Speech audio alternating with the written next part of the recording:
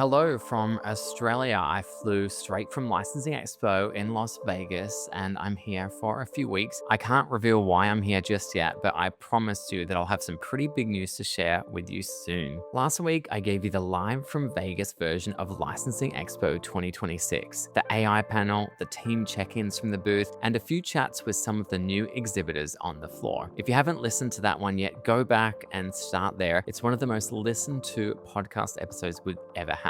This week is the follow-up, the one where I've had a few days to decompress, process what actually happened, and give you the real takeaways. The numbers, the lessons, the honest costs, and a few things I've been sitting with since I got home. Let's get into it. I'm David Bourne, and this is Born to License. So let's start with the data because I think it's important to ground this conversation in what the numbers actually say. Licensing Expo 2026 wrapped with 410 exhibiting companies, the largest exhibitor presence in the show's history. There were over 12,500 total attendees, more than 1,500 qualified retailers in the room, and I'm talking about decision makers, teams from Walmart, Target, Adidas, Zara, Primark, Hot Topic, Popmart, and many, many more. Not just buyers wandering around, people with purchasing authority and strategic partnership mandates. And underpinning all of it, Licensing International announced on opening day that the global brand licensing industry is now valued at $389.8 billion. That is the estimated amount of retail sales from licensed product in 2025, and that's up 5.45% from 2024. Let that number sink in. Licensing is now an almost $400 billion business. From where I was standing, which at times included the Born to License booth on the show floor, those numbers matched the energy. My team was securing deals in principle non-stop for Born to License and Born Licensing. Licensors were open for business, the conversations were real, the decision makers were present, and the deal making was happening. Now, I will say there are people who felt the floor traffic was lighter than previous years. I heard that from some of the exhibitors I spoke to last week. Both things can be true. You can have record exhibitors and a different feel to the foot traffic. But what I can tell you is that the quality of those who were in the room was exceptional. 49% of visitors hold global decision-making power, and that's the right room to be in. I personally felt that the turnout was on par, at very least, with last year. Thursday, the last day, was noticeably quiet, but that's normal. That happens every year. Anyone reviewing all of this data would understand that the licensing industry is healthy. The numbers say so, and what I experienced last week absolutely confirmed it. Now, one of the most exciting things about this year's show, and I touched on this last week, was the sheer number of first-time exhibitors, 130 of them out of 410 in total. That's nearly 1 in 3 exhibiting companies showing up for the very first time. And I got to meet some of them. Those who listened to last week's podcast would remember me speaking with Meg from Meg's Mashables. She creates these hybrid animals that she started drawing during the pandemic. And 6 years later, exhibiting at the world's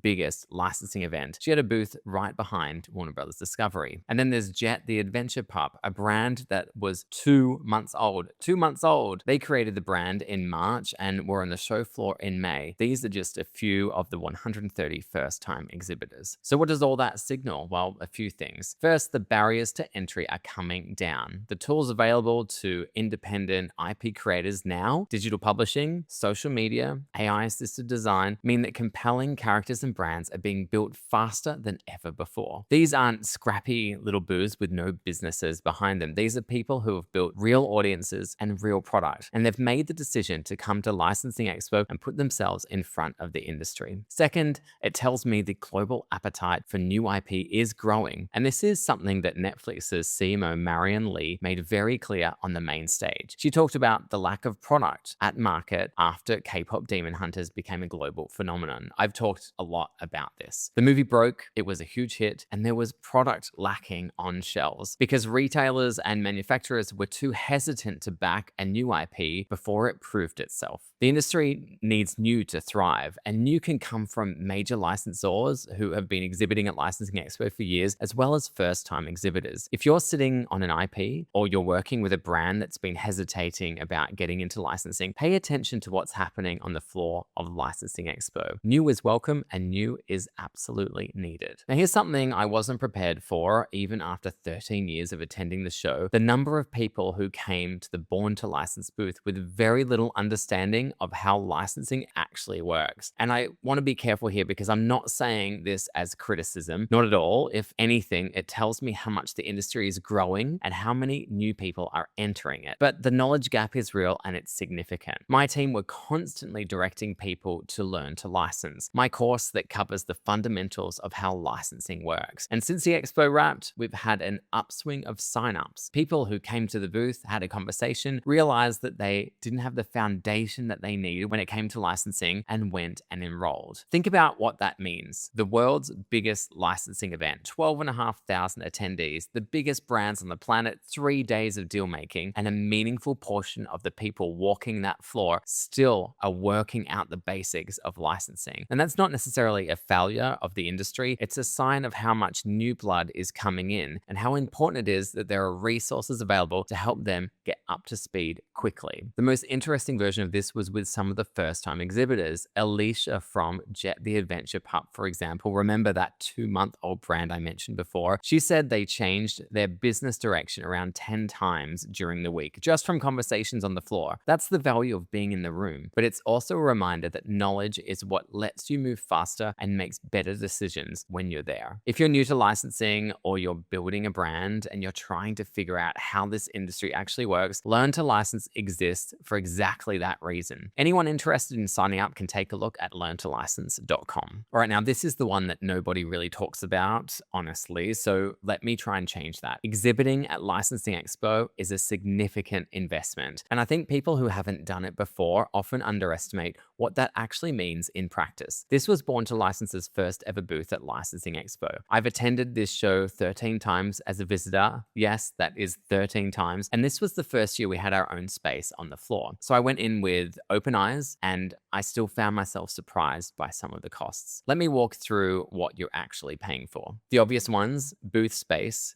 building the booth itself, having your samples physically there to show people. But then there's the things that start to add up in ways you don't necessarily anticipate. Furniture, that needs to be delivered to the booth. Getting your printed materials done and delivered to the booth. And here's one that caught my attention: carpet. Yes, you have to pay for carpet separately. That's the reality of trade shows. Every line item that you assume is included probably isn't. And then outside of the financial cost, there's the time cost, which in my view is the biggest one that people underestimate when they're doing the maths. We had 3 people on the Born to License booth at all times across the 3 days, but it wasn't just those 3 days. The preparation for Licensing Expo started months and months in advance. Planning the booth design, coordinating logistics, briefing the team, preparing client materials, managing the scheduling of meetings. This is not something you can put together in a few weeks if you want to do it properly. Some of the exhibitors I spoke to last week confirmed this. One team from China said they only had 3 months to prepare, and they were clear that it was a tight window, even for a company that does around 10 expos per year. And I have to say their booth looked incredible, so huge kudos to them. So what's my honest take on ROI? We were genuinely pleased. It looks like we're going to exceed our ROI targets for the event, which is great. The visibility we got from having a booth versus just attending as a visitor was a completely different level. People were able to discover us on the show floor for the first time. But I want to be honest with the people out there who are thinking about exhibiting for the first time. Go in with a clear picture of the full cost, not just the invoice from the organizer, the all-in cost of being there, the build, the logistics, the time, the team, and be realistic about what success looks like before you go, so you can actually measure it when you come home. Now, a few things that are clearly in motion right now based on what I saw on the show floor and what was being discussed in the conference sessions. Fandom is the engine driving everything. That was the central message from Netflix's keynote, and it came through clearly across the entire show. When brand owners lean into their fans, when they really lean in, those fans respond to products and experiences in a massive way. way. This is not new information, but the scale at which it's being applied right now is. Food and beverage is having a genuine moment in licensing. Pepsi, Coca-Cola, McDonald's, Kraft Heinz, KFC, these brands are showing up on the licensing floor in a serious way, and consumers are buying into it. The idea that people want to wear, carry, and live with their favorite food brands is playing out in categories from apparel to stationery to personal care.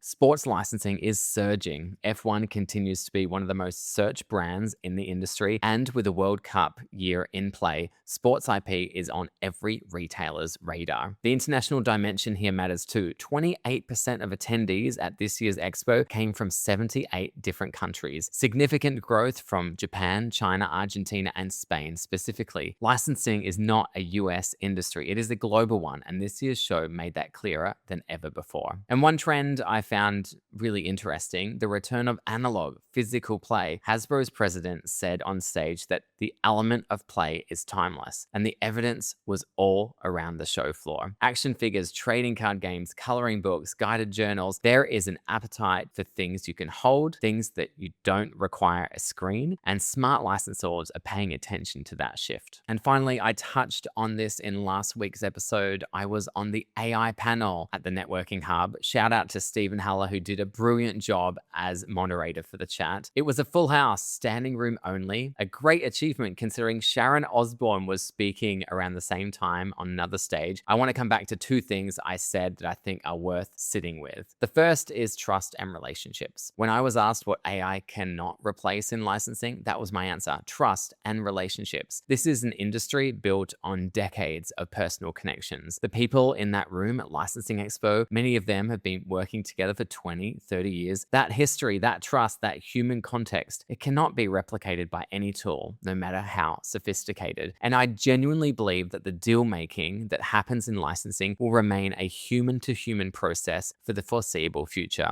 because it really has to be. The second thing I want to raise is a word of warning about something that I think the licensing industry, and honestly most industries, needs to grapple with. We are entering a period where AI can handle a lot of the administrative and foundational tasks that used to be an entry point for junior people coming into this business. And that is genuinely dangerous if we're not mindful of it. I said this on the panel and I want to say it again here. Where would I be without that junior role at Haven Licensing in Australia 20 years ago? Doing the admin, learning the basics, making the photocopies, building my understanding of how deals work from the ground up. That opportunity shaped everything that came after it. I wouldn't be a team of 14 people bringing innovation to the industry if I hadn't had that to start. If we replace entry-level licensing roles with AI because it's cheaper and faster, and I understand the temptation to do it, I genuinely do, we are cutting off the pipeline of future talent for our industry. The licensing professionals of 2045 are the juniors of today. We need to protect those roles, invest in those people, and resist the pressure to automate away the very opportunities that built the careers of everyone already in the room. AI is a tool, a powerful one. Use it to make your experienced people more efficient. Don't use it to avoid hiring the next generation. So that's my real wrap up of Licensing Expo 2026. The numbers, the knowledge gap, the honest cost of exhibiting, the trends, and a few things I hope to stay with you. So what comes next? The event I'm focused on now is Brand Licensing Europe. It's taking place from the 6th to the 8th of October 2026 at Excel London. For those who don't know, BLE is Europe's premier licensing event. 3 days of deal making, networking, and trend spotting, and it brings together retailers, licensees, manufacturers, brand owners, service providers, all across Europe and beyond. I'll have a lot more to say about BLE as we get closer, but if you're in the licensing world and you're Europe-based or interested in the European market, mark those dates in your calendar now and book your accommodation, because especially around Excel London, it gets very busy and full very quickly. Now, if you're new to licensing and you found this episode useful, the best next step is Learn to License. Go to learntolicense.com to sign up. And if you're an experienced professional who knows someone trying to break into the industry, share this episode with them. The more people we can bring into licensing with a solid foundation, the better our industry gets. Lastly, if you want to see what went down at Licensing Expo this year, take a look at my Instagram. You'll see a highlight which includes all the stories I posted during the week. My account is David Bourne with a 0 instead of an O because the original was taken. If we haven't connected yet on LinkedIn, why not? Come find me on there. And if you want to dive deeper, take a look at my personal blog where I talk about all things licensing. You can find that on my website. It's the www.davidbourne.com. Thanks for listening, and I'll catch you next week.